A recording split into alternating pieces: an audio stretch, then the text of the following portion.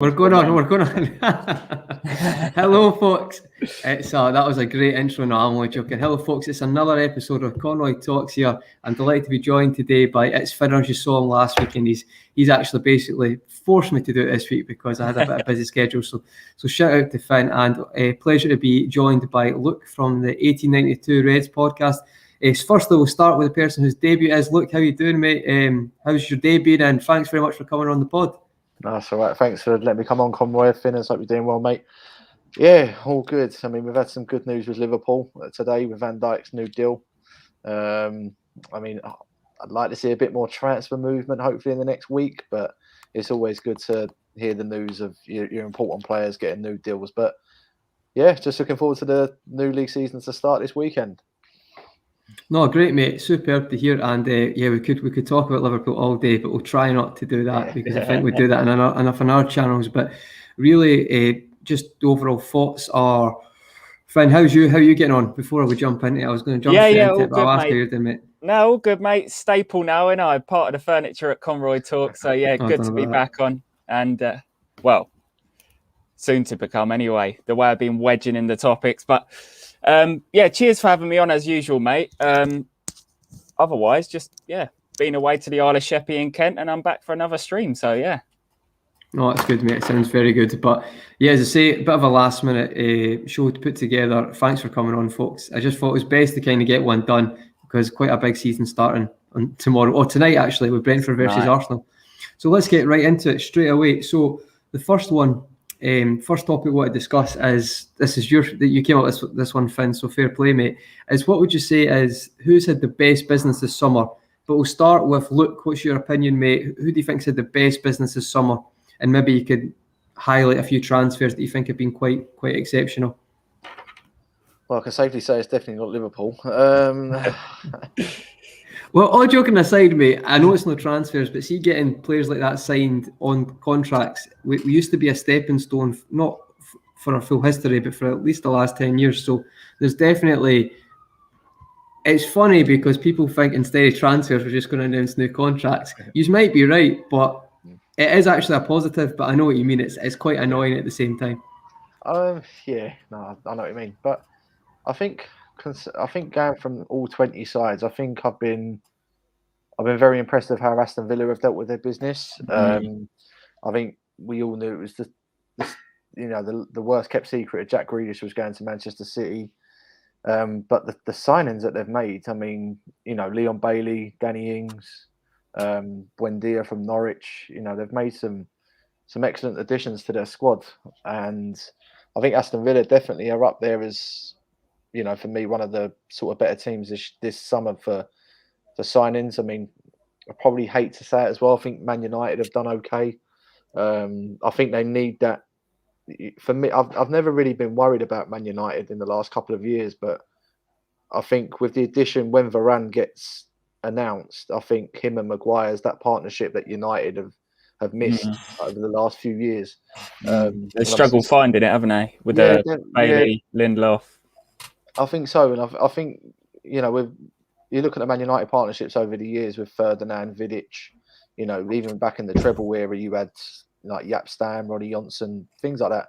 And that's why I've never really sort of been worried about Man United. But if this Varane deal gets done, which it probably will do, it does make Man United a bit more of a threat for next season. It's funny how a good centre-back partnership can win you a league, though, isn't it? I think we've all tasted that. It's the old cliche, isn't it? I mean, attacks win you football matches, but defences win you championships. Yeah. I mean, it's we know with Van Dijk coming in, you clearly see with when we won the title, Manchester City lost company and they didn't replace him. So we done the same thing last year with Lovren. We let him go, we didn't replace him. So and that hurt us a lot with our problems. But yeah, I think Man United and Villa probably. I'd say the main two that have done some good business. Again, Leicester maybe. I mean, Daka's a good signing. They've just announced Vestergaard, I think. So that's some good business again from Leicester. But yeah, I'd say them three clubs have done some good business this summer. No, it's great to shout, mate. I feel like the Villa one for me is, I 100% agree. I feel like Villa, on paper anyway, and through watching the players previously, the 100 mil from Jack Grealish. If you watch the statement from the chairman, looks like they've used that very wisely, kind of like the Moneyball approach in a sense. But it's just kind of smartness. Leon Bailey's outstanding. They've got him for absolute steal. He's very young. He's younger than people think as well. And then you've got Danny Ings, who's 30 million. As Finn knows, that's just the absolute, it's ridiculous. I'm raging that Liverpool didn't go back in front, to be honest. And then obviously on top of that, Buendia, who when he was at Norwich as well, I think before January, or at least a big part of that season, he was up there with maybe the most chances created, biggest chances created. So obviously a Premier League proven player. And if you don't believe that, then you've just not watched them enough, and it's just the case. So yeah, it's stupendous business, and I think Villa will be a proper threat. I feel like we'll get into that positions-wise, but they already have a good team. It's not just Grealish. Grealish is their common denominator. He's pivotal, but they have got some good players, Villa. You've got Watkins, you've got Trezeguet as well. You've got even Matty Cash had a really good season last year. So yeah, one to watch, Villa. And it's a weird time right now because you've got your top four, kind of top six, but then we'll Leicester there. But then below that, teams like Tottenham and Arsenal, there could be a weird mix this year. There's no guaranteed of that chronological order anymore. So it's going to be interesting. So Finners, what's your thought? Who would you say has had the best business? Me and Luke are primarily saying Villa's right up there. Leicester as well is a good shout. Anyone you'd add to that? Well, Mark A makes a really good point in the comments section, actually. It's a team that I've been looking at, obviously, since they've got their new manager, and it's Patrick Vieira's Crystal Palace. And they'd be long overdue a good window, really. They had a lot of deadwood, a lot of aging players. I think they released about 12 or 13 players this season. And they're looking at youth products from the Championship. So they got Mark Guay, who spent last season on loan at Swansea. They got Michael Elise, who was a prodigy for Reading last season in the Championship. And it could just be the sort of business that might save them another year in the Premier League. But yeah, as you mentioned, Aston Villa have had a fantastic window. I mean, they even teased bids for Emile Smith-Rowe, prompting Arsenal to tie him down to a long-term contract and give him the number 10 T-shirt. So it just goes to show you the sort of pulling power that Villa have had this season. Leicester have had some good business. They done their deals early, obviously. Patson Daka and Samare has come in. I think Norwich could quite survive this season if I'm really thinking about it. Norwich have done pretty well. They've gone in, they've kept hold of Cantwell so far. They've got quite a good core of young players in their team, and they just built on it. Obviously, Daniel Farke didn't do that great last time he was in the Premier League, but with a whole new regenerated squad, you've kind of lost Buendia for a big sum of money, and that's kind of revitalised the squad. So I expect them to gel quite nicely and do pretty well in the league. Could be another Leeds last season where Norwich just take off and have done quite well. But I mean, of all the teams that have done business, I've been quite surprised by the lack of business from a lot of clubs as opposed to who is coming in through the door in floods. Do you think that's COVID related, Finn, or do you think that's just... I think it is really having worked? No fans in the stadium, generating gate receipts. Obviously, there's a big hit on the market growth this season. I mean, it's not to say that the big clubs don't spend big money, because we've seen ridiculous transactions occur, like Lukaku deal going through, Sancho money going through, obviously Jack Grealish. The money being spent on these sort of players is ridiculous, but the smaller clubs in financial difficulty. I mean, just take a look at Southampton. I think they're one of the biggest losers of the window so far. I think they've got 3 Chelsea loanees and Adam Armstrong from Blackburn. He had a good season, but he's 5'4", and he's alongside Che Adams, who's still trying to make his mark in that Southampton team, especially if Ings is gone. Plus, they're fighting tooth and nail not to lose James Ward-Prowse. So I think they. I think the Armstrong one's a smart signing, though, Finn. See, very smart signing. See, I think he'll be good. I think there's been lots of examples of where Championship players have came into the Premier League and been outstanding. I get what you're saying, mate, but for me, it's a very physical league, and I feel like the step up for a 5 foot. Is he 5'7" or 5'5"? But then we're talking about Koundé from Sevilla, who's 5'7" as well, and he's going to play centre half. Yeah, Aspe plays it right back for Chelsea and played in a free, and he's not the tallest. I don't think height comes into it, especially for certain positions. I get what you're saying, but like Armstrong's, the Championship's a tough league as well, and for him to perform at that level there, I get what you're saying. It's a massive step up, but what I would say is Che Adam is never a prolific striker. Plays for Scotland. He's not a prolific striker. He's more a facilitator. Exactly. He'll score some goals, but his link-up play is brilliant. is very good, and I feel like he'll suit her too. I think Armstrong will do well. I'm not saying he'll be amazing. I just think he might step up. But you could be right, mate. He might not. But what do you think? Look, what's your kind of thoughts on? We'll kind of segue into that. We'll say the best business, but then from that, who do you think will maybe struggle to stay up this year? Oh, you're on mute, mate. Actually, one sec before you answer, I want to ask Finn this. Just before we get into this, right? You said Palace, right? Yeah. Why do you think Vieira's a good manager? I don't think Vieira is necessarily a good manager. I think he's had quite a lot of mediocre finishes in his respective clubs that he's been at, but I feel like it's more of a project that he can get his hands on at Palace. But why does he deserve that more than other people? It's not necessarily to say that. I think obviously behind the scenes at Crystal Palace, they've gone out and they've found someone within their budget who they can attract and take the project forward. And as you know, it's not like he's got a wealth of experience in management. So obviously, I don't think he'll be too costly addition in the management. I think he brings his whole management style, and I feel like he can. The signings that he's bringing in are very good signings that have got a view to the future, especially when they're trying to refresh and revitalise the squad. But I don't make any certainties on the fact that he as a manager will be good, but the infrastructure that they're laying down is quite prosperous for the future. Obviously, they brought in Easy last season from QPR. Yeah. And did they sign Joachim Andersen as well, the lad that played at Fulham? So it's really good business. But I think that's maybe more their internal department before Vieira. I'm sorry, I've got a bit of chip on my shoulder, Vieira. I'm not putting it at you, Finn. I just feel like all good. Patrick Vieira falls into Thierry Henry camp where he's not a very good manager and he's not done anything to get the opportunities. But you've got to think they must have taken a look at people like Lampard. There's quite a lot of managers. Why is Lampard in this conversation? There's about 10 people who are more qualified. No, there's more than 10 people, but there's more. I feel like Lampard would have been good to approach. Obviously, he might be on the tip of their budget, but what he done. Lampard or Vieira don't get in the same conversation. They're not in the same league as Eddie Howe and people like that. But Eddie Howe wants the right move, I think, and Eddie Howe has been quite stubborn in that as well. I think that's a good point, but I keep hearing names like Lampard and Vieira next to Eddie Howe. That's disrespectful to Eddie Howe. Yeah, again, it's popular names who can't manage, right, or have not got the lessons to manage yet, but they kept getting big jobs. It's infuriating. Can you imagine if you're a coach who've worked all your life? Was Brendan Rodgers a popular footballer? No, he's a good coach, but look where he is, and it's like a lot of the coaches weren't really good footballers. I think Pep Guardiola is an exception. Pochettino was Zidane. There's a few exceptions, but Roy Hodgson couldn't play football. Arsene Wenger couldn't play football.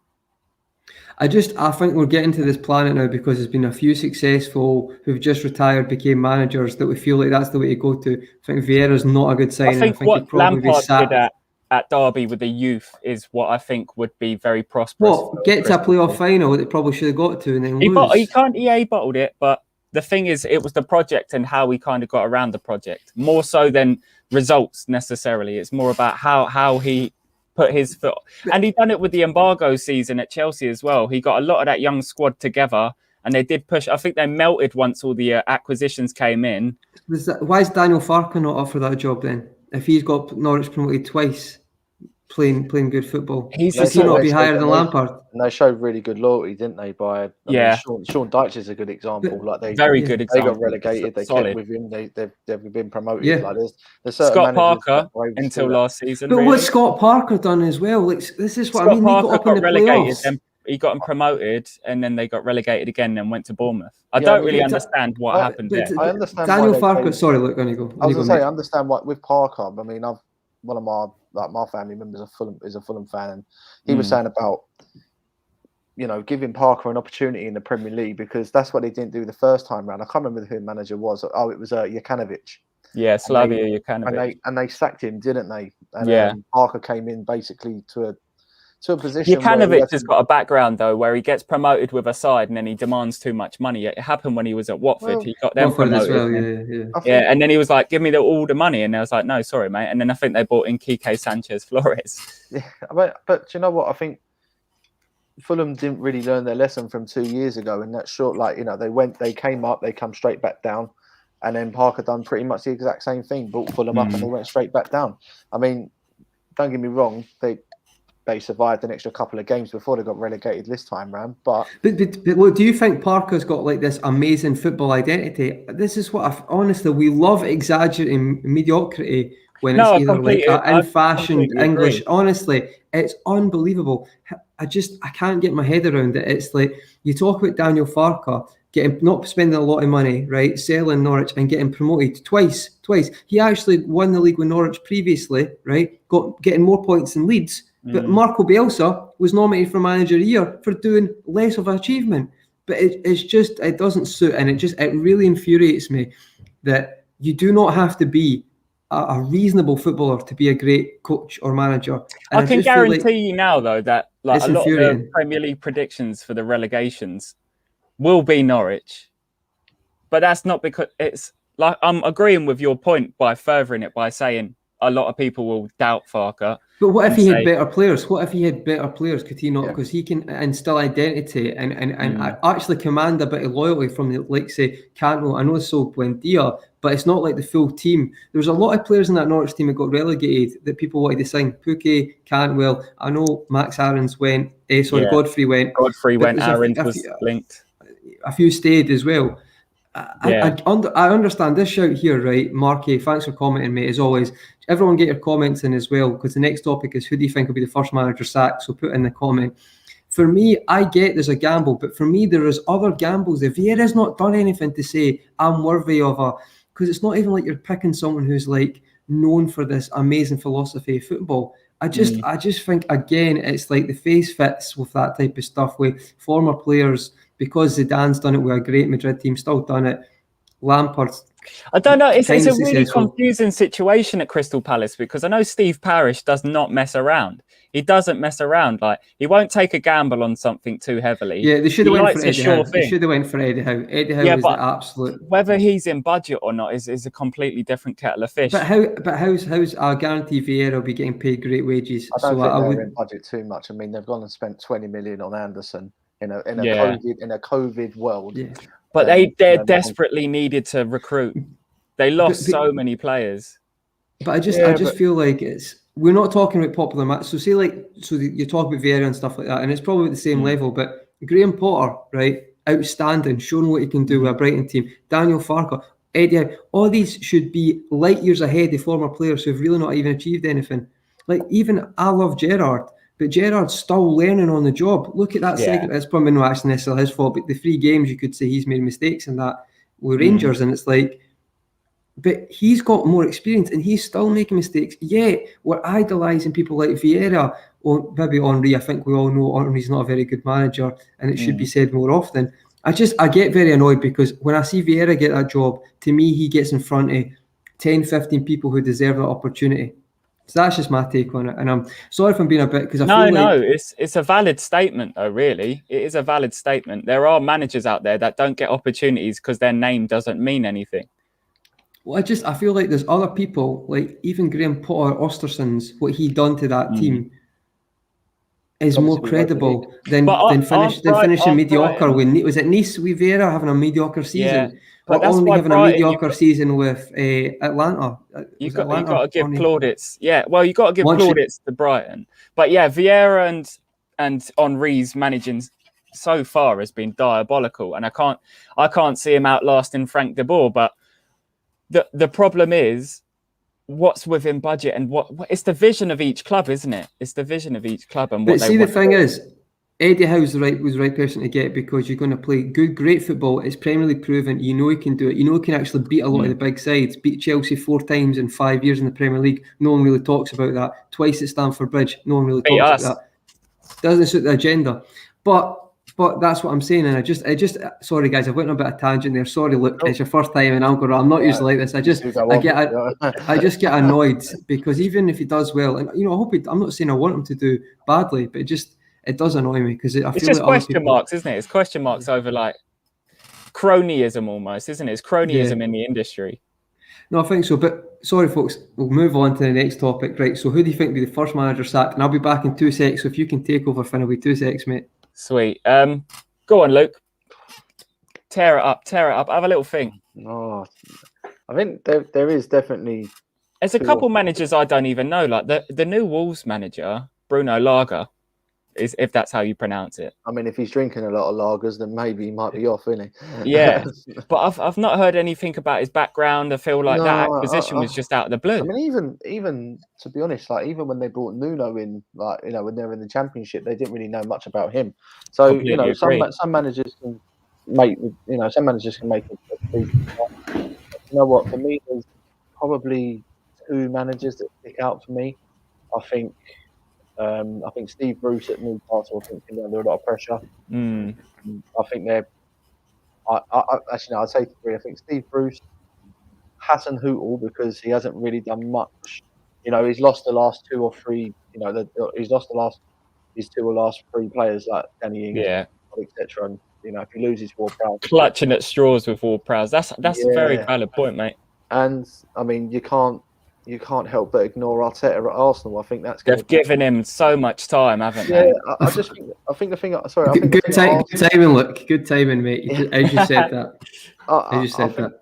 I think the thing is with Arsenal, it's just. I mean, look at tonight. I mean, the season's not even started, and they're not even playing Aubameyang or Lacazette because they've got an illness.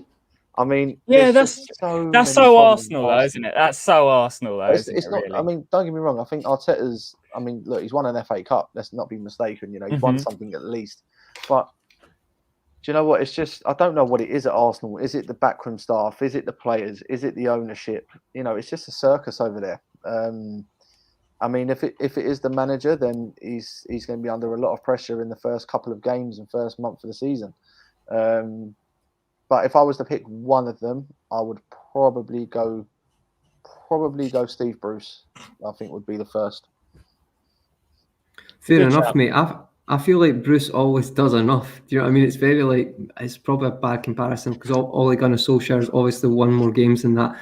But see, when Bruce looks like he's about to get sacked, he'll pull off like a 2-0 win at Goodison Park or something like that. Just enough. And do you know what? I kind of like Steve Bruce in a sense because I appreciate when everyone disliked him when he moved to Newcastle. People disliked him, and he still managed just to do enough. I've got a bit of time for that, to be honest. Newcastle fans will disagree with that. Like a Newcastle, for example, them going for a manager who plays good football, to me that makes a lot of sense there. But the previous managers have went for the opposite. And for Benitez, Bruce, which is more pragmatic, kind of strong defensively, which, I feel like if you're not going to compete for cups or anything like that, you want a team who's actually playing good football, or at least exciting football. So it's interesting, that one. But who was your shout, Finn, for the first manager? I think Arteta's a very good shout, actually, because I feel like, you say it's a circus, I feel like he did start quite well. The FA Cup was a big achievement, as you said, Luke, but I just feel like to me, it just doesn't look like what he wants to happen, or maybe just an experience that's not happening on the park, and I can't see it happening anytime soon. I actually think they'll lose tonight as well. I think Lacazette and Aubameyang are out. So I feel like Brentford 2-0 for me. So Finn, who do you think will be sacked first? A bold claim that one is. My household are all Arsenal fans. They'd shudder if you'd heard that. They'd heard that. Well, at least you've got Saka or Smith Rowe, youth products who you're relying on now. That but basically. They're still selling them off bit by bit. They're trying. I mean, last season they tried shifting at Maitland-Niles. This season, today in fact, they've sold Joe Willock. Mitchell agrees with me. Mitchell agrees. Thanks, Mitchell. Thanks for your comment as always, mate. Yeah, so Arsenal have done well. My shout on the probably most likeliest. It all really depends because I think Dean Smith at Villa is under so much pressure if they don't perform. If they don't perform after a massive injection of money, he could be at risk. They didn't really spend the money. That's the Grealish money, though. I mean, like if you look around, I don't think he'll get a season, Finn. Yeah. Well, you'd expect the very least. He did achieve quite well last season, but I just think these clubs in them kind of mid-table positions that lash money at managers. Yeah, you're right, Luke. It was offset by the sale of Grealish, but I feel like managers like that are like put in very dark corners sometimes, and it's often overlooked. I don't feel like it's a good team, mate. It's a strong team. Priority. So you maybe a point. Yeah, you make a good point, mate. So it's a strong team. So it's maybe a case of they maybe. But I think even Rafa Benitez is under fire already. I think the acquisitions they've made. I feel like they've got a hodgepodge thrown together squad. I feel like it's like a bit of a scarecrow squad where. I think it's more. I think with the Benitez one, I think it's more. Not just the squad, I think it's the fans. He's only got to lose a couple of games at home. Yeah. and that's it. Like they're just basically going to get on him straight away. So that's another one that could just be put under the microscope. Really, it's about the melting pot of the media as well, and how, like Luke says, the fans react. And that's another thing at Villa. If they lose their trophy boy, they bring all these fantastic players in, and the results don't come streaming in, and it looks like by Christmas, European football's off the cards. It wouldn't surprise me if they dismissed the guy. You know, wouldn't. Yeah, no, I completely agree. I think that the Benitez one's a really good shout. Just a small segment, sidebar to shout out to Don, who I was on a show with yesterday for Clock TV. How you doing, mate? If you've not, go and check out This Is Football on YouTube. Great channel, brilliant content. So thanks for commenting, mate. He basically said, I couldn't remember when I seen this Scottish guy before, and I saw him yesterday, so he was very happy to see me. Couldn't remember my name, but no, I was the only Scottish guy on YouTube. So thanks, Don. Cheers for that, mate. Yeah, but all this is a really good point by Mark A. Hasenhüttl has a dire squad, but he'll overachieve. I agree with that. I think Hasenhüttl, I mean, see when you lose 9-0 and come back like that, and I think they lost twice. Obviously, the Man United loss was a bit of the Leicester and the Man United. Yeah, the Man United one was the youth product who just lost his head in the first minute. I'd be absolutely fuming if that was my player. I cannot. I don't care what age you are. Have a brain, mate. 100%. Honestly, have a brain. Nearly broke the guy's leg.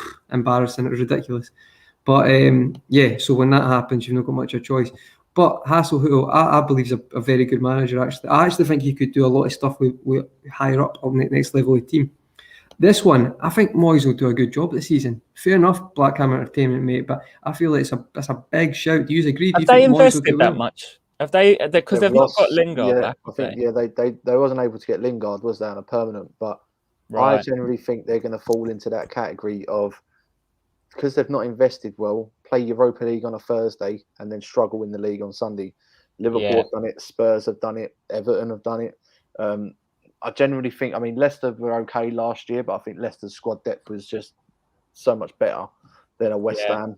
I think West Ham, I don't think Moyes will get sacked, but I do think that West Ham might drop out. They're only this year. Key player or two injured away from spiralling, aren't they? That's what I mean, yeah. If they're going to be playing potentially an extra, 6 to 10 games a season minimum. Yeah. So I probably would see West Ham finishing bottom half of the table, but it is important for them. They do need to bring in at least 2 or 3 players before the window closes. Yeah. They did. It's important to notice these these lights at my work, they keep going out and it's like a timer. It's a nightmare. So apologies if I need to go and switch them back on. Can you hear me okay? Everyone all right? Yeah, all good. The question I would say to that is, see if they get to the Europa League. Are they in the group stage already? Or did they qualify? They're in the group stage. So that means they're going to get at least 6 games. So for me, even if they finish bottom half, but the West Ham fans get that experience, I think there will be a bit more leniency there to Moyes, to be honest, because they'll enjoy European football. Didn't he, last season as well? And Yeah. But it's Golden, Sullivan and Brady as well. They can be so ruthless. But you say that, but they were ruthless to Moyes the first time, and then look, they've bought him back in, and they've actually gave him, time, and he's shown what he can do. This is what I talk about. Moyes' face isn't glamorous, doesn't fit, but he's done a better job than Pellegrini. So I don't get what. For me personally, I know a lot of West Ham fans, but I don't get what they want. They're not as big as Arsenal. They're not as big as Spurs. They're not as big as Chelsea. They've got a lovely stadium. They've finally got that European football, Europa League next season. But for me, they just feel like, we've got to be Champions League. We've got to be top 6 every season. Like, you're not a top 6 established side. You are, for me, at best, a top 10 side. And I think they overachieved a lot last year. Lingard was a massive, massive signing for them. I just generally feel that, I think David Moyes, as you said, Conroy, I think David Moyes, yes, the face might not fit, but he's done an excellent job there. Let's not be mistaken.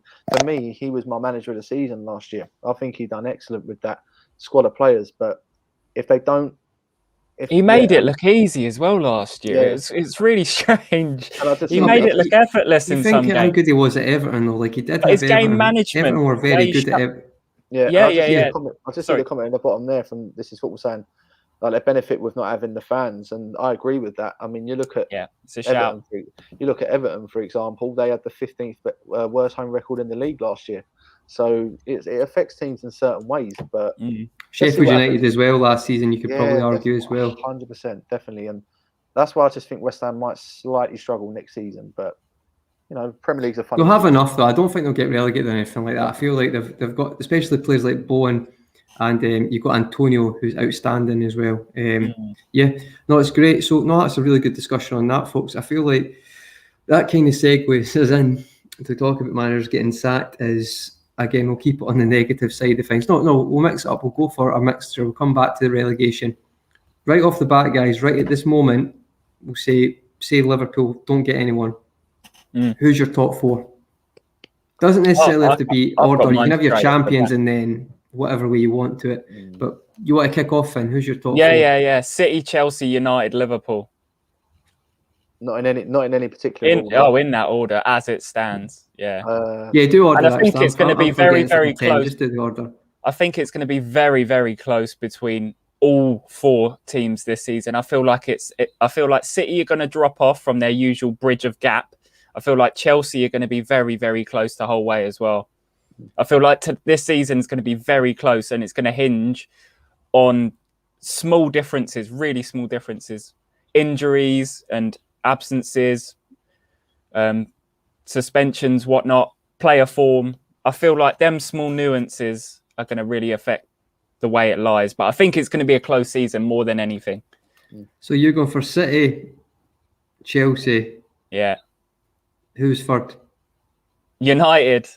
And then Liverpool. Yeah, I think they've invested so well. It all hinges on the thing is, you look at their form last season. Their form was incredible. I think their away form or something was ridiculous, absolutely ridiculous. No, United. They went on the road. Yeah, but the home form was terrible though. So that could balance out as well.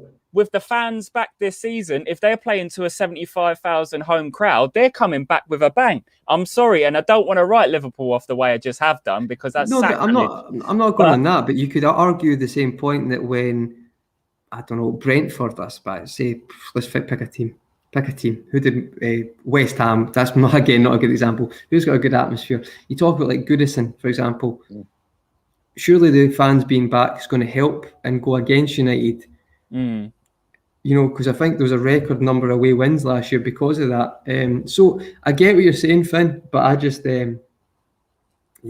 I'll see. They've got a fire in their belly as well because they bottled it heavily last season. They bottled it and they've made really big additions to the squad. You've got to think, well, right. But they got a better squad. Are they going to beat Man City? Are they going to beat more teams than Man City? I feel like United are going to challenge Man City this season, definitely in both games. I don't think so. Man City have got a formula that beats teams, and United for me are not going to win enough games. I don't think that they're going to get absolutely walked all over. Yeah. Let's just say that. I think they've taken a massive gamble not bringing in a number 9 this year. Whether Griezmann's going to, whether Greenwood, is going to be. He's very good, Greenwood, though. He is very good. He's a very good player. If they put a lot of faith in Mason Greenwood, which he's a very good young. They got Cavani there. That was free scoring last season as well. I just think for his age as well. I think it's the amount of games Luke's maybe alluding to that Cavani can't play every game. Yeah. That's what I mean. Yeah. I mean, but in the comments, put your top fours as well. Mitchell's put his. He thinks Chelsea. Big shout, Mitchell. What do you think of that then? I mean, I was on the cusp of saying Chelsea, then City myself. I think it's going to be massively tight. The way that Tuchel organises his defence is ridiculous. And they just get 1-0 wins. They're just so tight. But, right, now this might be controversial because I don't have the stats in front of me. But when did Tuchel come in last season? Just after Christmas. October, was it? Right, so this is the first full season. Great, obviously, Champions League showed that tactically in games. He's brilliant and he's the nemesis of City. But over a season, I don't know how many times I need to say this, Manchester City have basically, experted the formula of beating the teams week in, week out most of the time. They can afford to lose games at Anfield, lose to United. It doesn't matter because in the grand scheme, they'll win the most games because it's like, they just do it. They just every season they tend to do it. Even maybe we say the season when they had a poor result, I think it's still like 82 points, and that was their poorest season. For me, I don't see why people suddenly think Chelsea can do that. I don't see why people will think that. I don't think I just feel like that they're going to still carry on in that upward over trajectory. a full season, though. I feel like they're still in an upward trajectory, though. I feel like, obviously, they made 7 additions last summer. It's so hard to integrate them. In the backroom staff, Frank Lampard didn't have a clue when he was coming to the end of his tenure.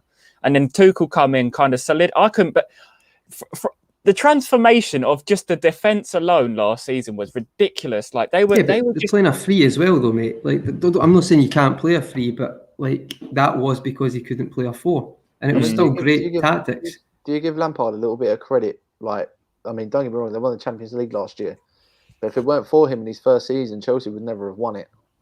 So yeah, I think Lampard was done decent, mate, and he done laid quite the well. Foundations. But he's got a lot to learn. He's got a lot to learn. This is a problem. It was too big of a job at that time. Of course. I mean, don't get me wrong. He did well at Derby, but he was always going to take the Chelsea job. He done well at Chelsea in the first season, I thought. I think there's, as you say, look, it tends to be. I was going to swear there, but it's either terrible or great. There's no in between. For me, he done a good job and just decent overall because of the poor second season or half a season. However, you need to learn lessons as a manager, and he's not had enough experience for that. But then again, you're never going to turn the Chelsea job down, are you? Because you might never get it again. So I understand both sides of it. But so you're going for, look, what's your prediction and who's winning the league? I mean, heart says Liverpool, doesn't it? But yeah. I think Manchester City, I just think are too strong. I think Man City will win it. I just think everyone's just writing Liverpool off. I think Liverpool are going to finish second. I just think we've got something a little bit extra about us than Chelsea. I think we've got the fans back. If we get a fully fit, let's not forget, we finished above Chelsea last year with our 6th or 7th best choice centre-back. I mean, and this is Chelsea at their ultimate best, don't get me wrong, near the end of the season. So, Good point, mate. Good point. With players coming back, I do think Liverpool are going to be so much stronger. But I just think Manchester City will take it from us. I'll put Chelsea third. And a bit of an unpopular opinion, I think United will miss out. I think Leicester take it. I was going to say that. That would be amazing. Could you imagine Absolute that? Bold. I love that. Walker is not messing about. I'll be completely honest with you. I was on a podcast last year and I felt Leicester could have struggled because of that Europa League commitment. But obviously they proved me wrong. They nearly got top 4 again. They won the FA Cup and obviously they got in the Europa League again. But I just feel Brendan Rodgers has got something with this Leicester team, and they're definitely a side that no one wants to play. They absolutely took us apart. Yeah, last season, absolutely took us apart. I generally think this year they might be able to get a bit more. They've got a bit more experience at this higher level now over the last couple of years. I think Leicester can take it, and I think out of all the top 4 sides that are in the top 4 right now, I don't see how Man United are better than City, Liverpool, or Chelsea. So that's, for me, my opinion, why I think United would miss out. Fair play. Look, I actually, I think I'm going to disagree, but I nearly made that prediction because you could argue that people keep saying Leicester bottled it. Yes, they did. But they also got to a game of getting Champions League, which proves to me that they're close to it. They're very close to it, and I get but overall, they've made this many points over a season. It means they're competing. They're showing consistency to at least that point. And as you say, mate, if they make a few signings, which they have, especially Patson Dak or Sumar as well. They were missing quite a lot. I mean, Leicester were the second most injured side other than Liverpool last season. So that was actually 2 years in a row. 2 years in a row as well, Finn, because 2 years in a row, yeah. Well, because the season before, I think you ended up having Luke Thomas had to play at left back because I can't remember. It was James Justin. I can't remember if it was Chilwell was left by that time, but I knew Pereira was injured as well. Yeah, Pereira has been out. Madison. There was several injuries. Castagna got injured in the Euros, missed a lot of games for Belgium. Yeah, Castagna's very good. And they've just brought in Ryan Bertrand as well. Which is a good signing. It is a good signing. I got to disagree on that one. I was very sceptical of that. Obviously, he's walked from Southampton. I think he's a bit washed up, but I mean, that's completely just my opinion. But they've not got a left-footed left back either. They've got Luke Thomas, but at least Bertrand, it means Castagna's right-footed as well, Finn. So I think they've bought it. I actually like Bertrand. He's maybe not the powers they had, but I do feel like they needed. Luke Thomas is good, but he's young. scored against United at Old I Trafford, feel but like he's still young. Bertrand is like that Danny Simpson replacement they've been looking for quite a few I seasons. feel like you're being a bit harsh in Bertrand. Champions League. No, winner, he was And I've done a job against Ryan Chelsea. Robin, that final against Bayern. At Chelsea, Southampton, he was fantastic. But as he's, I just don't know. I don't know why. Fair enough, mate. Fair enough, mate. Right. I think the only problem Leicester might have, I mean, I know Vestergaard's coming in, but losing Fofana very early. That's another big hit for Southampton as well. Loss for them. So that might affect them. But we've seen with Rodgers and Leicester, they've lost key players in their team, and they've still been able to keep within them positions. So, yeah, I mean, I think Leicester are going to take top 4 this season. If they don't, obviously, yeah, I think United will take it. But if they do, then I think United are the team that will take it over. Yeah, definitely. It's all up for grabs, and that's another thing because of the way things have happened in the last couple seasons.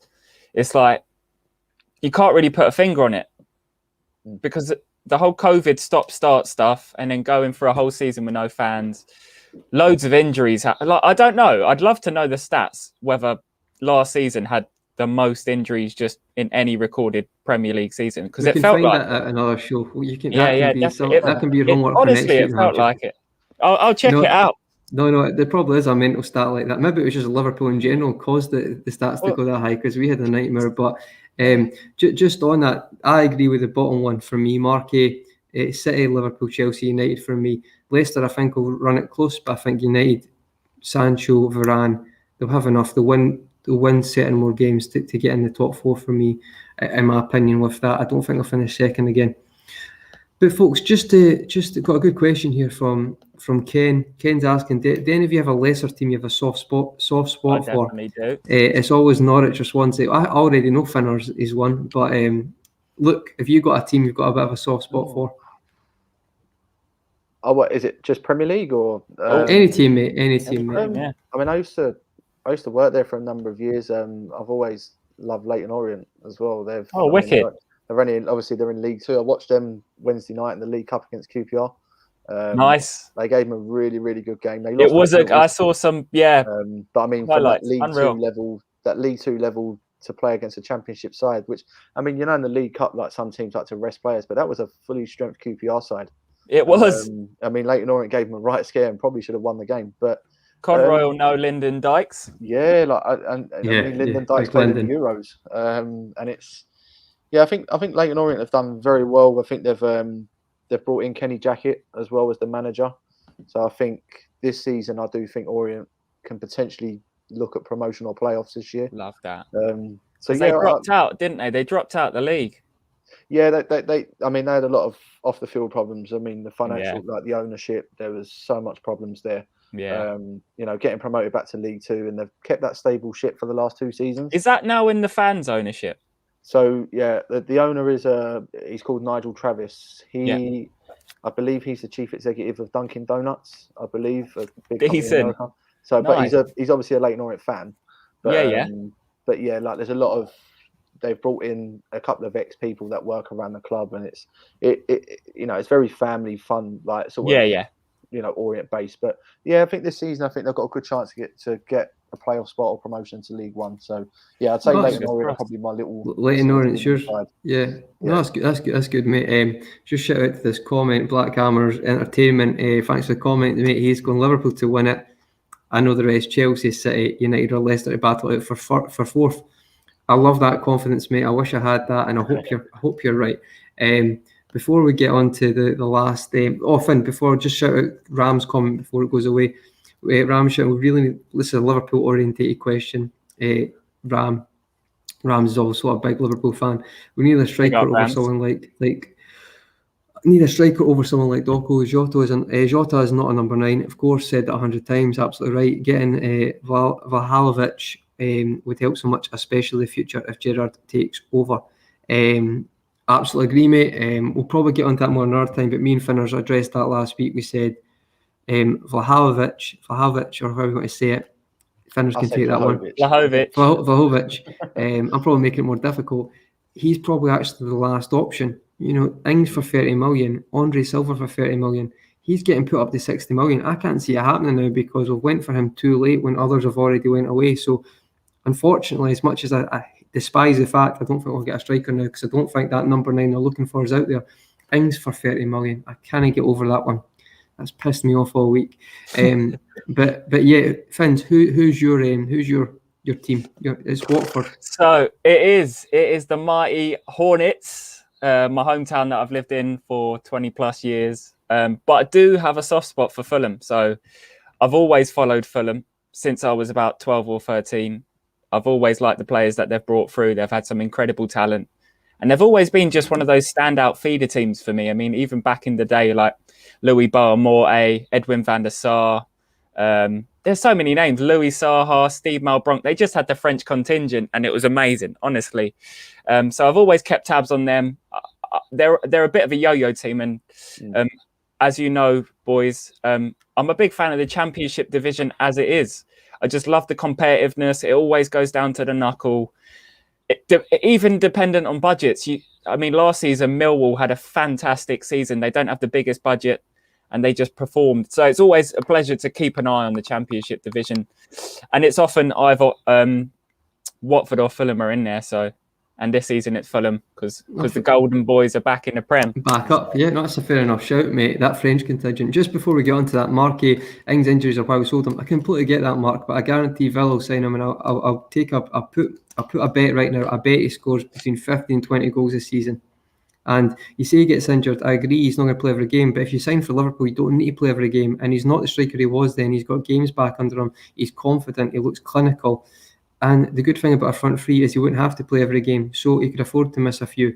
But get what each are saying. Personally, Andre Silva would have been the go-to, but still, I think 30 million, and if it's looking upwards of 60 million for Vlahovic, which is mental, ridiculous, and I don't want my team to pay that. So yeah, that's my thoughts on it. But Mark, fair enough shout, mate.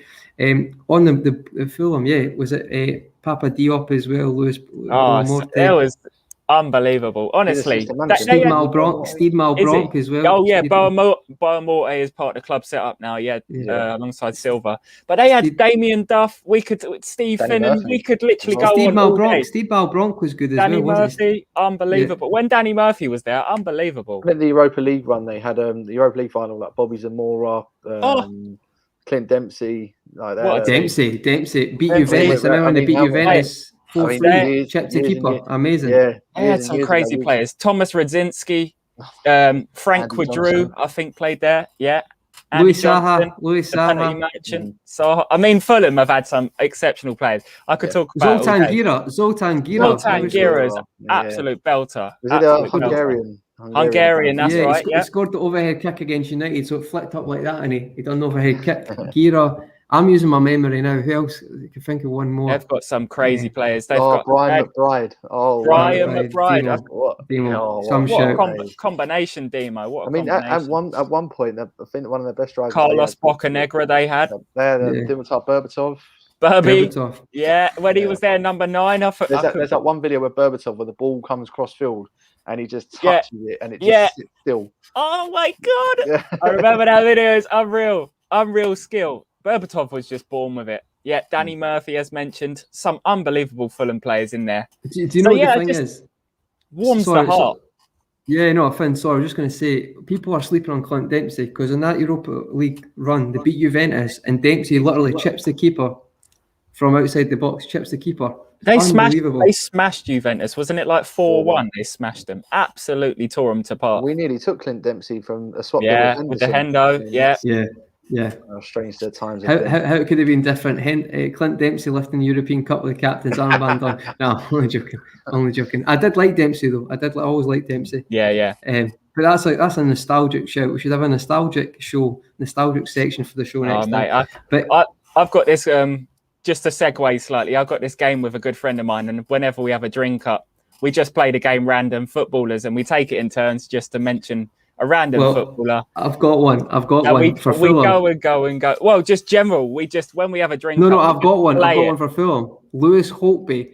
Everyone thought he was going to be a baller, and he was quite good for Fulham actually. Raised a German. Ended up at Blackburn. I think he's just got released by Blackburn this season. Yeah, Schalke and Black. He was actually good at one point. Left foot on him. I remember Unbelievable. that. I think he's Scouse. I think he was his family from Everton. I think. Yeah, I remember that. God, don't get me, because I'll play that game with you. I'll be drinking that. That's a great game. Yeah, proper Brian good game to McBride, play with all your mates. as Demo said, yeah, Brian McBride is outstanding. But yeah, no, he's saying he was the wonder kid, Rams is saying. But back on the agenda, folks, even after this 10-minute segment, I know a lot of folk are probably watching, want to go and see Coppish. I think they're starting about 6:30 tonight. So we'll probably just make this our last type of section tonight, guys. We'll finish a little bit earlier. What I'd go with is, we've kind of touched on, top four. We'll finish with the last two topics, which will be who do you think is going down and who's your player of the year. Nice. So firstly, make the relegations. And young player, is it? Player and young player. Just stick with player, because young player kind of gets blended in a bit now, because it can sometimes the age doesn't drop that often. So let's just stick with player, and we can hit young player in January. But what I would say is, who do you think are going down? You go first, Finn. Right, I've already got mine. I'm ready to go in. I think this year. So it's going to be Southampton. Not any order. I feel like Southampton are going to be there. Burnley, I feel like the time's up for Burnley. And they're not going down, mate. They never go down. I feel like time is up for Burnley. It's something we didn't talk about, which I regret not talking about, their summer window, actually. Their lack of summer window, I should say. We could talk about that after this week's results, because if it works out badly, then you can bring it up. If it doesn't work out badly, just forget you mentioned it. So I personally, I'm thinking Burnley, Southampton, and Brentford. I just don't think Brentford have got the manpower to stay up. I feel like Watford will be on the cusp. It'll be between Brentford and Watford. One of them will stay up, one of them will go down. But I just don't know. It's a toughie, but I feel like this year 2 Premier League teams are going to go down and out of the promoted ones. Sorry. Yeah. So Burnley and Southampton. Good shout. I'll go next, look, just to give you a wee bit of time, because I've been doing it used to. I'll kick in the middle of this one. And anyone in the comments, just who do you think are going down? For me, I do think this is Newcastle will go down, unless they maybe do sack Steve Bruce. But right now, I'm going for Newcastle. Burnley have got enough. Burnley always get enough. Burnley always get enough wins when they need it. Sean Dyche is a brilliant manager for. Not for that team, but I just think he's a really brilliant manager. You can maybe argue the style of football, but he works within his means and he does well. Newcastle, Norwich. I'm going to say Watford instead of Brentford. I'm going to say it because I feel like the problem is, I change my opinion on this. Tony can have a good season and Brentford still get relegated, because that's what Timo Pukki done a couple of years ago. He scored 11 Premier League goals, but he still got relegated. Yeah. But I do think they play similar to. Maybe no Bournemouth's a good example, but in my head, I'm thinking expansive like that. And I feel like you can win enough games.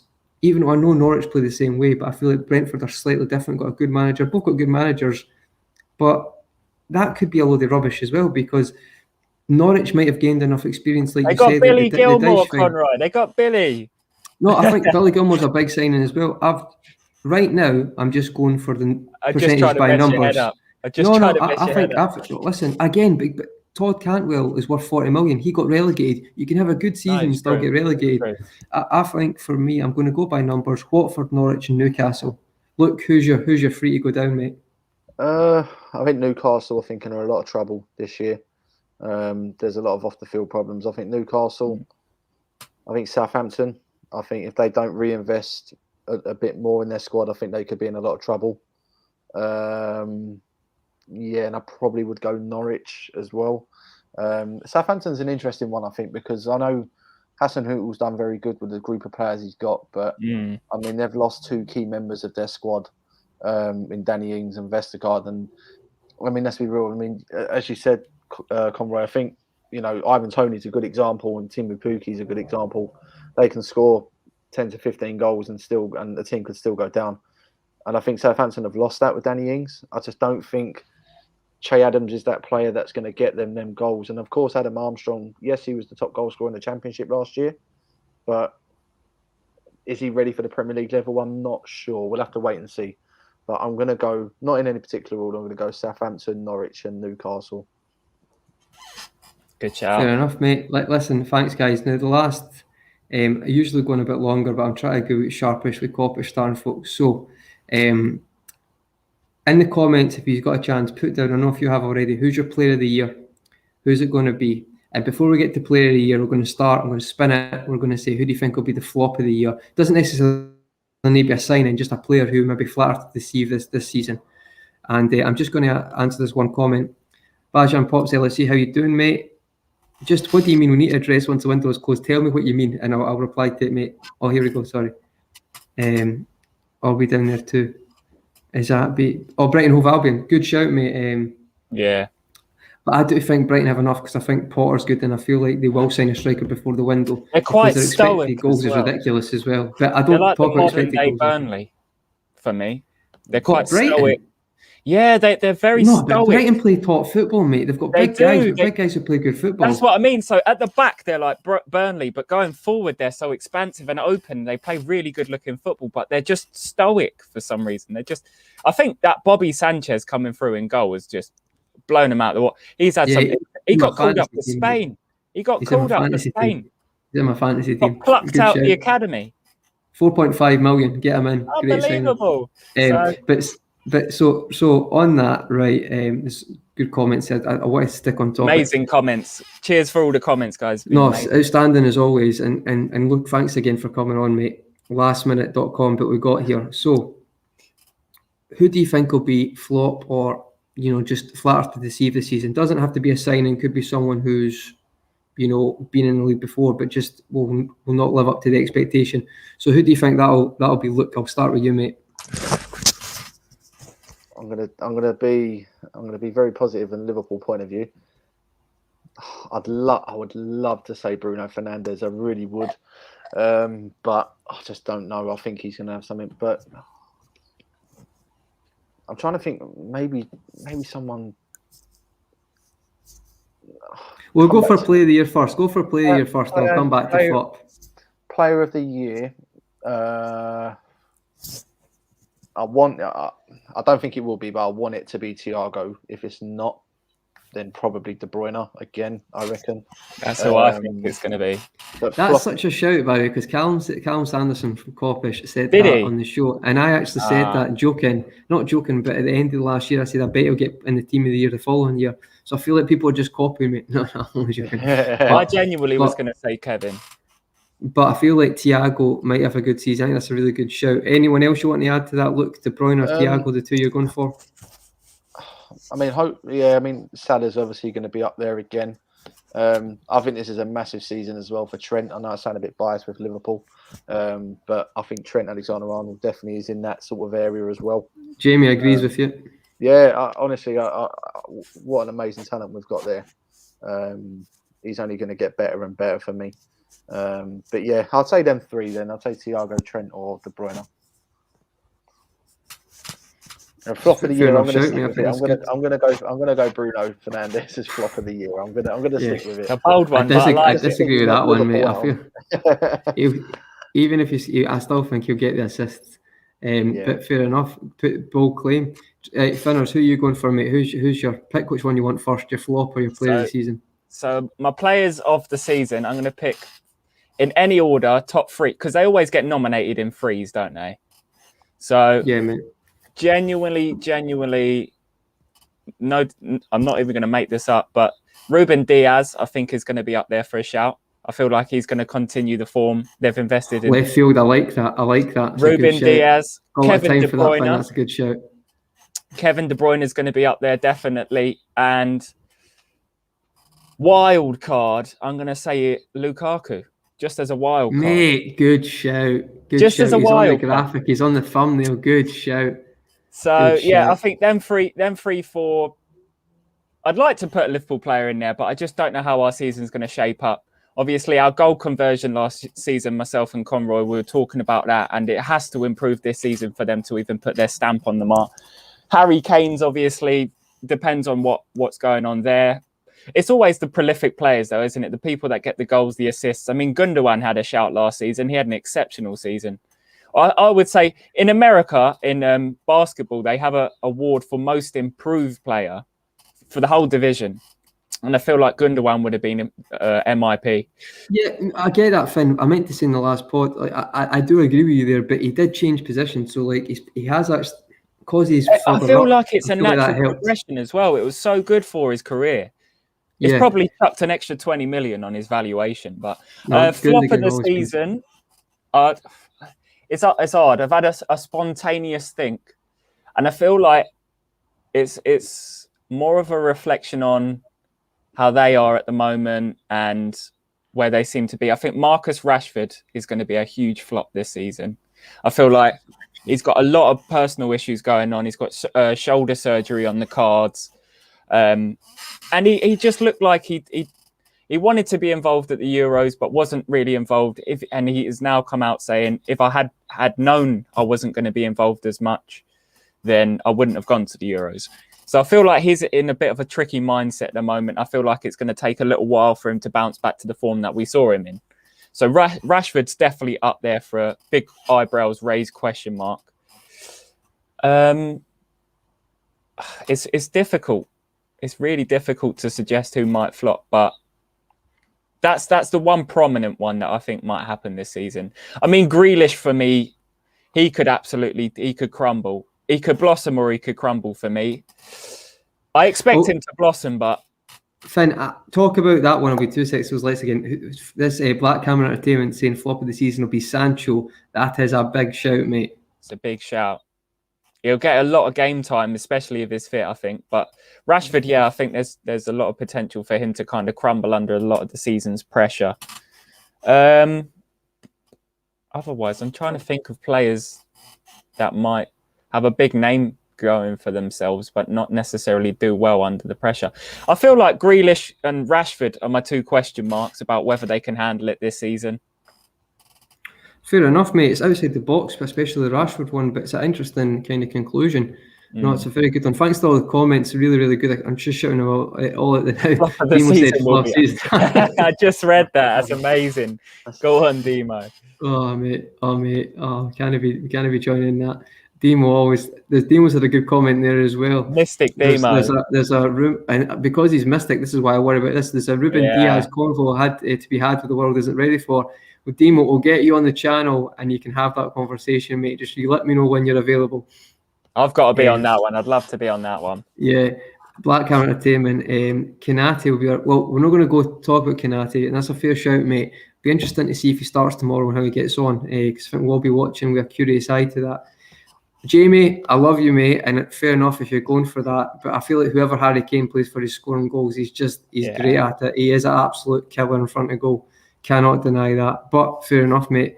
You might find that he might not play enough games. Well, I think he will, even if he doesn't leave. He wants to get in that World Cup team, and Tottenham are not going to not play him.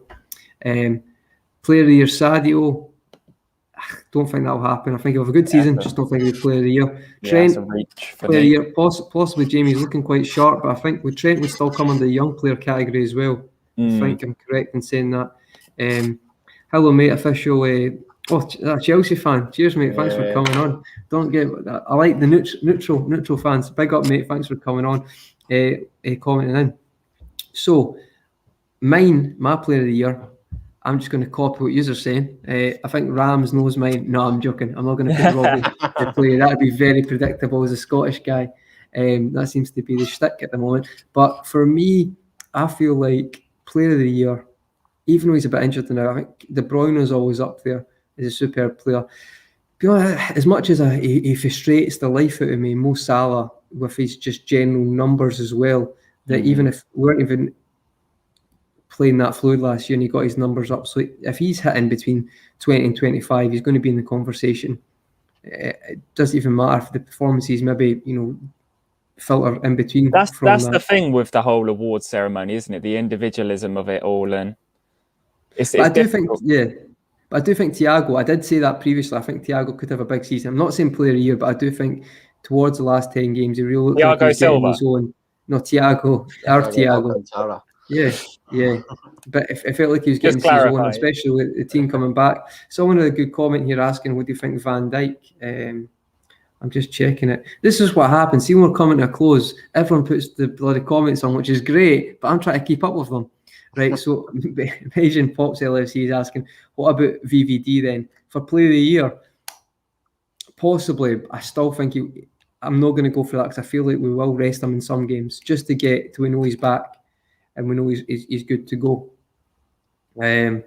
But yeah, any other ones you want to add? So I'd say for my player of the year, I think Lukaku's a great shout, probably for top goal scorer.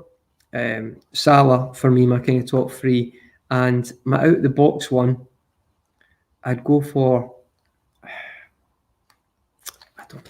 I do think Sancho could be very good. I'm not saying player of the year, but I really think he could be very good. But on just the performance and consistency, if he plays enough games, I'll go for De Bruyne because he's just class. He is just so good. If it's a Liverpool player, I feel like it could be Trent, to be honest. I feel like Trent's looking sharp, but that would probably be more for a young player. Jamie made the comment, but usually if it's a close one, they make the youngest one get young player and the other one get the player of the year. So, folks, we've actually got people more comment on. So, are you happy to stay on for 5 more minutes if you want? Definitely. People, as a reward for us staying on, smash the like and smash the subscription button and smash the notification bell so you don't miss any more content with us lot. All right, we're the best. You love us, so show a bit of appreciation. No, thanks, mate. As people might not be aware, I had my vaccination the other day, so I'm feeling a bit groggy. So Finners has basically been my Red Bull today and given me wings to get me going because we're doing well. So thanks, Nicholas mate. Anelka. But why do they do this? The comments get flying. They get flying again when I'm trying to finish up because as soon as Coppish comes on, you just see it go like that. It's people want to watch Coppish, which is great. We all love Coppish. But okay, we'll stay on for a bit. So we've said player, young player, flop, right? Floor is yours, guys. Is there anything else you want to talk about? Anything else you want to discuss about the Premier League starting? Luke, you got any pointers? I think Lukaku, the official Y1B is saying Lukaku top scorer. I think that's a legitimate shout. Even Lukaku always scores goals. It doesn't matter where he is. And I feel like the Tuchel system will get the best out of him. And you might say earlier that could be the reason the challenge. But I just feel like City have too much. But I do think Lukaku, he knows the league. He scored in the league. I think he's a great signing. Even though he sold him for 35 million, it's still a good signing. For 93 million. He wants to be the isolated striker as well. He said it, didn't he? He said it. He come out and said it. I want to... Because I saw a lot of Euro 2020, 2021, but he done a lot of interviews during the Euros, and he was like, I want to be that lead man in the team. Like, I want to... But does he mean that striker, or does he mean, like, so say, for example... Well, it's because when he went to Inter Milan, he was still all wrapped up in the whole donkey touch and heavy touch, and he still gets comments from last fans season, in the mate, English league now. So did I, but fans still give him all of that abuse. Did you watch some of his goals though last year? Oh, unbelievable! He looks fit as any, and he looks the sharpest he's ever looked. Lautaro Martinez is a good example for Chelsea because it gives him a bit of options. It means he can put Werner in there like that, or a Havertz as well. Probably more Werner pace, but even a Havertz, and you could play a 2. Or you could play the 3 at the side. But there's options. I think Lukaku works with a kind of 2, to be honest. But he works as a big and little, doesn't he? Like the Defoe-Crouch combination. But even with the wing-backs, though, Finn and Luke as well, it's like, you think about the crosses, you can go with the crosses in the box to the link-up. But if you actually watch what he done in Inter, he looks so sharp right now, folks. He looks very sharp, and I think it's a very good signing. So, yeah, Lukaku, that's a good comment. If you've got anything to ask, folks, just get them in the comments. Rams is asking, Iron Brew or Red Bull? Finn, Iron Brew or Red Bull? Iron Brew, personally. Love it, mate. Love it. Strong. Look, Iron Brew or Red Bull? Tough choice. Oh, Get out my stream. I'm only joking. I love the Red Bull team in Formula 1, but I think Iron Brew for me just edges it for me. As a drink, it's Iron Brew or Monster, because Monster's probably the energy drink nowadays. So Iron Brew or Monster, does that change it for you? I think I've always I watched a video a few months ago, and people call it Iron Brew, but it's not. It's Earned Brew, isn't it? I think that's how it's pronounced, or something like that. I live in Scotland, mate, and I'm telling you right now, everyone calls it Iron Brew here. Maybe that's not the technical word, but I thought I'd heard that though. Maybe it's because it's. No, but it's spelled like IR and brew on the can, but that's because to make it fit in. There might be a reason behind it, but to make it fit in. But everybody calls it Iron Brew. So it's obviously Iron Brew from me being Scottish. But I feel like, was it maybe you, Finn, who told me that fact? No, it was Daz. That shout out to Daz TV. Go and subscribe to there. He said that Iron Brew, Scotland's the only country where there's more Iron Brew purchased than cola. Coca-Cola, the most, because it's a better drink. That's why. Simple as that. But Big Rom is a good shout. He'll have to beat Kane and Mo. Yeah, fair enough, mate. But Big Rom knows what he's doing. That's the thing about Lukaku. Doesn't matter even. So United, Everton, West Brom, Chelsea, he scored goals. Even when he wasn't playing, got labelled the terrible touch, he's always scored goals. And I didn't think he got a fair crack at Man United at the time of it. So I think he'll be raring to prove a point. And Chelsea against United this season is going to be tasty, because I feel like even though we joke about the Euros, he missed a few chances, I still feel like he's more devastating than he has been before, and he looks sharper. I feel like he'll have a big season. I would actually put him on my fantasy team, but I'd already put Kane in it. So I'm going to stick with Kane. But because if Kane goes to City, it's game over, isn't it? So I might as well win the fantasy league. But last couple of questions, folks. Anything? We'll stay on. Thanks for staying on, guys. Really appreciate it. Who's your ideal midfielder to bring in? This is Liverpool orientated. Is that Liverpool orientated, Ram? I'll assume it is. So look, who's your ideal midfielder to bring in? Obviously, there have been rumours with Saul, Bissouma. We'll say central midfielder because not a wing attacker. So who do you think then, mate? I've had a lot of chats with Marco, Finnis has met him, Ricky, my co-host on my podcast. Shout out, that's 1892 podcast, folks. Go and give that a wee smash and like on YouTube. Yeah, we've had chats about Salniguez and some other players, but I do like Gravenberch. I think he would be an excellent midfield addition to us. I think there's a lot of rumours that we could be interested in Jude Bellingham next year as well. Again, that could be something going forward in the future. But if I was to pick one right now, because I think we need, I wouldn't say Coutinho, because I think we need a creative midfielder in there. But someone like him, I would say. I'm just trying to think, possibly. Coutinho's not a bad shout, mate. I've seen a few rumours recently. If we got the Coutinho back from obviously what we had at Liverpool, then all day long I'd have him. But yeah, I'm actually going to sit with my first one. I'd love to see someone like Gravenberch at Liverpool. I think he'd be an absolute monster in midfield, and I think he'd give so much to the team.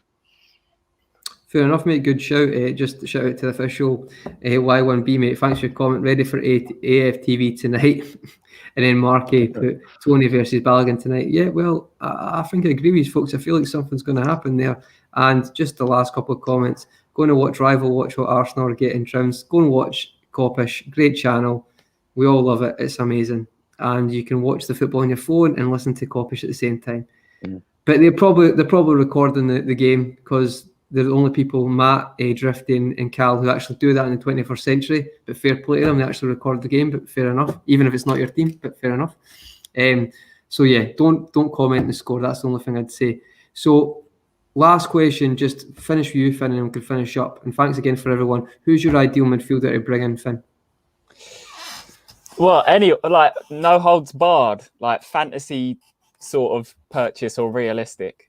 Realistic, mate. If you want equity fantasy, go and watch the movies. All right. Yeah, well, that's very true. I mean, we are Liverpool fans after all. It's difficult. You know my admiration for Yves Bissouma. I feel like he's very stoic, but it's not what we need to plug a gap right now. I'd like a number 10, like Luke suggested. James Maddison, I've been a long-term admirer of, but there's a lot too much now, isn't it? The price goes too high for Maddison. And he didn't even get included in the Euro squad, so it's not even like he's at a level where he's competing. There's younger players in his position that are being selected ahead of him, so it's a tricky one, that. Bissouma, if it was a holding midfielder, most definitely. Otherwise, I don't really know who we could attract. I mean, I'm very happy, like we've discussed with the Bowen links. Like, I'm very happy with the Bowen links. Could you get away with saying Neto's a winger? Is he like a midfielder? We're very interested in Doku, aren't we? Yeah, Doku, but I'm not happy with that. But yeah, fair enough. I just think no end product. You're paying a lot for potential, and that was what Divock Origi was. And Divock Origi, you probably say, was worth it, unless it's the same money. But 40 million. This obsession with potential. We've already got a potential project, as Finn was saying, and Harvey Elliott there. So why are we buying another one? I just go and spend money on Jared Bowen, the same money. Someone's going to, I'm not saying necessarily him, but someone's going to come in, Premier League proven, you're getting someone who can do a job. This obsession with we need to get you, I just don't get it. Like, the guy's end product's not good enough. I tell you who would be good is Sabitzer. Sabitzer would be a good Yeah, deal. but a great Ram, if you're listening, mate. He commented earlier, Ram, I'll try and get the comment. Sabitzer, 20 million euros. I just don't think we could. Yeah, I just don't think we could go in. I don't think RB Leipzig would just say, yeah, have Ibu and then have Sabitzer as well. I'm just unsure whether we could pull off a double ploy. Honestly, what a bargain that is. Ram, I think Ram mentioned the comment earlier about, he's our German correspondent, Ram, and it looks like he's going to Bayern, which is another absolute outstanding signing by Bayern, as they always do. Sabitzer, if you saw his pass in the Euros, what a player. And the other, talk about Leipzig players, Dani Olmo, that's going to be my shout. Ram says, you might say he's a winger, behind the striker, whatever you want, but I'm going to go as my shout. Say he's not necessarily a midfielder. Wrong, but central midfielder, I'll go for Bissouma as my ideal shout, because I think he's the closest to a Gini Wijnaldum replacement. There seems to be something strange happening with Bissouma now, though, because most teams are not interested. I don't know what's happening. It's gone very quiet. All rumors. There's some stuff happening behind this. Yeah, I don't know what's happening with him. It's quite strange. But if you watch Olmo in the Euros, yes, he had the most shots and didn't score, but his movement, especially against Italy, playing as a kind of false nine, oh my God, man, outstanding. Making that defence look like schoolboys, absolutely one touch around the corner, see you later. Just his football intelligence, I was absolutely blown away. Ram's been talking about him for about a year. Fully watched him in the Euros, even his cross against Croatia, first time ball in for Ubisal's goal, I can never pronounce his name. Whatever it is, the guy who missed the header against Italy. I can't remember the boy who plays for Sociedad. He's got it starts with O. He's got the long name. Ayaza Bayal. Yeah. So basically, for his goal, almost outstanding. And I really think if we're looking for someone to replace a Firmino in the sense to play like that, I feel like we need that normal number 9, but someone like that, almost your guy. He's between the lines, isn't he? Yeah. Several positions as well. Can play in a wing. Almost that just plays into FSG's hands as well, really. Mate, almost absolutely outstanding. So that's on it for me, folks. If you guys got anything else you want to say, all good on this end. All good, guys. Thanks very much. Thanks for everyone in the comments. I know you're going to go next door now to watch Coppish, so go and enjoy that. And honestly, to both of you, thanks for doing it, because I know it was last minute. Nice. It's been a great chat. The comments, everyone, thanks for your input. And as always, we'll see you next time. But thanks very much. And I'll just the last comment say, big up yourselves, fella. Big up you, Ken. Cheers. Thanks, guys. All right. To everyone, thanks again. See you soon.